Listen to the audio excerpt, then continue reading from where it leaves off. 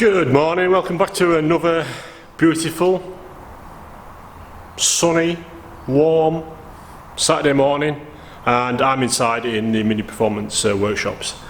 Today's episode of what I've decided to call Monday Maintenance is the same car that we seem to feature on all these ones, strangely enough. It's Jason's Italian job. It's got the worst type of electrical problem you can have, which is an intermittent fault, in that sometimes it works and sometimes it doesn't. Now, when he drove it here last night, the horns, the flash, various other things weren't working. He drove it into the workshop, I jiggled some wires and they worked, so that's telling me that it's probably a bad connection somewhere, so I'll be having to find that. And then there's a whole raft of issues under the bonnet which we need to sort through, which I'll show you quickly now. So this is all the wiring under the engine bay that's been added. All the wires there replace what would be original fuses. You know, there's normally a whole bunch of glass fuses in there. Well, they've been replaced with doors.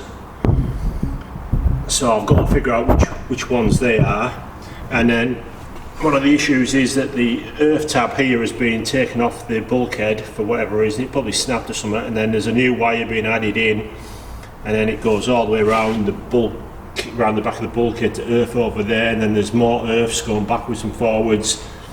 There's some wiring for the air horns to go in. Air horns are going in this side, relays to sort out over there, some relays over there, and it's just a general sort out of all the wires around the back of the engine bay to sort out what's what and to neaten it all up. So all I'll do to start with is attack that earth point, the main earth point on the bulkhead, because a lot of stuff should earth back to that, and eliminate that wire that goes around the back. And even just small steps like that, just work my way through it, find out what all the extra wires are. And I know that some wires come off the fuse box in one colour and then they change to another colour before they get to where they're going to. So it's just going to be a case of digging into it and see what I find. There you go, that's the main culprit for all of the earthing woes. That bolt that goes in there was seized and all the wires have been chopped and then earthed somewhere else. So I've spent the past half hour bashing it and I've got it turning now, so next job will be take that out and then see about cleaning it up and re-terminating the wires in there, probably with a new bolt, because that one's going to be absolutely mullered by the time I get it out.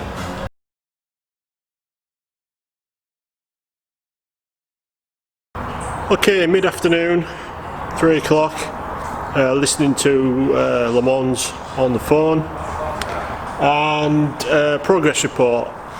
I've tidied up quite a lot of wiring and found many joined wires. It changes colour several times, and the main wiring loom was tucked down below the sound panel rather than running in its proper position, which meant some wires have been chopped and joined to make that work. So I've started putting the loom back in the right place because I need it in the right place in the wing to make room for the air horns. So a quick look, if you can see in there, I've managed to get that connection out. It took me about 3/4 of an hour to get it out, and I've started redoing some of the many earths. Rather than having multiple earths going around the engine bay, there's one now that goes to there, and then there's like an earth for the relays, and then there was another earth for the spot lamps, I think it was, coming back to there, so I've earthed it there as well. I've redone the wire that goes to the brake fluid sensor, because that was like massively long and thick gauge stuff, so I've changed that and put in some heat shrink. I found out why the front left spot lamp isn't working. I reckon that might have something to do with it. So I'll repair that and then see if that fixes the spot lamps totally. I also sorted out some wiring in here that was all messed up, and as you can see there's some bits there just joined randomly. What sort of join is under there? Probably just one of the blue connectors, I'd guess. So I'm just going to keep working through it. I can't imagine I'm going to make a lot of progress with this stuff here, because it's all the original wires come along, then they're just going to the red wires through the fuses and then back into the original wires. So there's nothing actually wrong with it, it just looks pretty horrible. So I don't know what I'm going to do with that yet. I need to try and work out where this wire here is going to and coming from, and the black one. At the moment I haven't quite got it sussed. And then this wire here for the power supply for the relay for the spot lamps, that needs sorting out because it's obviously two different colours and neither of them are right really, so I'll probably change that bottom half for red to make it at least consistent, because red for power, black for earth, and then in different colours, try and get some sort of schematic going on it. But the next real big job is to try and fit the air horn in here in this dark corner. It's not going to be easy. Right, we're calling it a night at that. You probably can't really tell behind me, but it is looking a lot better. Got the relays done in the corner there for the spotlights and the air horns, although the air horn relay did fall to pieces when I pulled one of the connections off it. So it's, yeah, Chinese shit. I mean, who would imagine the Chinese would do some dodgy shit? And Chris has been working over that side, sorting out these wires. It all needs rerouting in behind the brackets and stuff, which is what we're on doing. Wiper motor needs to come off because there's wires in front of it that should be behind it. So that'll get sorted tomorrow, and yeah, it's looking better already. Right then, final instalment on Jason's car for this visit anyway. Finished the wiring and I'll run you through what I've fixed. There's still things that need fixing in the long term, but in the short term we've done quite a lot of tidying up of the wiring, and it's, I would say it's safer, let's put it that way, than what it was. I think if it was a daily driver it would have been constantly breaking down because there were so many wires that were just loose and badly crimped that it was just a nightmare waiting to happen. But I'll run you through what we've done anyway. Right, in the boot there used to be a whole bundle of red wires in there that go down through that loom to the front of the car. What I've done is stripped them down and put a fuse in. There was one of them was fused, the rest weren't, and they all came from the positive battery terminal. One of the joins had a proper crimp on it, although it wasn't a good quality crimp, and the rest was just wire taped around, wrapped around it. Quick picture of that coming up. And then this side, the negative terminal has a broken battery terminal that actually clamps onto the battery. That needs fixing so it gets a better ground. But that's that part of the boot tidied up. Inside the car, in conjunction with the rest of the wiring under the bonnet, there's now a nice little rocker switch for the fan, a little LED. So that's that. At the moment the fan's not wired in, so it comes on all the time. It's wired in with ignition 1. Ideally I would have liked it in with permanent live, but we'll see about that another time. It was just a case of getting everything working at the moment.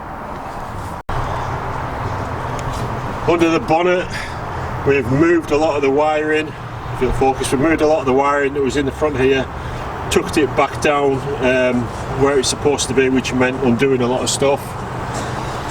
We replaced quite a few relays because the relay holder, the crimps into the bottom of them were that bad that as soon as we touched any of these wires they all fell out, so we've had to replace them. So you got the fan relays being replaced, starter motor relays being replaced. I've used the fuse box there for the power coming to the switch here, to the relay, which is relay triggered by the switch under the bonnet.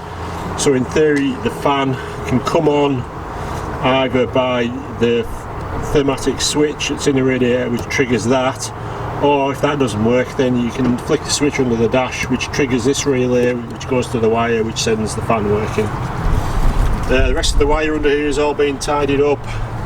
Replacement relays down under there as well. The spot lamp one had to be re-terminated because all the connectors broke out of the holder there, and then a fresh one for the horn that replaces the original horn relay that came with the kit because it fell apart as soon as I tried to take a terminal off it. Air horns are mounted on the inner wing and the compressor. It's at a bit of an angle, which is not ideal, but it's the only way I could get it to fit. We rerouted the wiring loom down the correct way as well, although under the grill it's still in the wrong place, but the wires they've been wrapped up and everything, and it's staying where it's stayed. I've also, that's the main earth point under there, you can sort of see at the back. That was the one that was totally corroded and seized in place. Got that freed up, and then everything's, well, most things are earthing back to that now, so that's good. Oh yeah, and in the fuse box, all the fuses, I mean there was extra wires coming from here, there and everywhere, and also earths coming across the engine bay here because of that one down there being broken. But what we've done is, inside the fuse box, they were all loose before, all the fuses were loose, they'd rattle. So what I've done is nipped these terminals all the way through to give it a better clamp on the fuses, and that could have been the issue that the car's been suffering with intermittent horn and a flasher and everything, which is triggered off this second switch independent of the ignition. But that all works now, so we'll see what happens. Yeah, so that's it for that episode.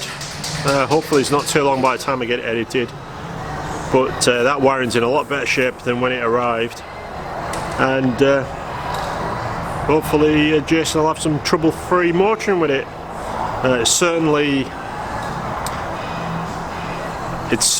a lot better than when it arrived, as I keep saying, and it does need more work because I think at some point it's either had a fire or something's happened where a whole load of the wires have been cut, because a lot of the ends where they go to relays are a non-standard colour, and then you trace them back further into the loom in the correct colour. So I don't know why everything's needed to be extended or bridged at some point. I'm not sure Jason knows, because it was probably like that when he bought it. So it's one of those ones where you think, do I put a fresh front loom in it and start from scratch, or do you spend time putting in correct coloured wires to everything, 6 of one, half dozen at t'other, because by the time you paid for somebody to redo all the wiring, you could have bought a loom and put it in perhaps. So, tricky one. But anyway, that's it for now. Like, comment, subscribe, all the usual jazz. And the next episode will probably be working on a 1071S, I think.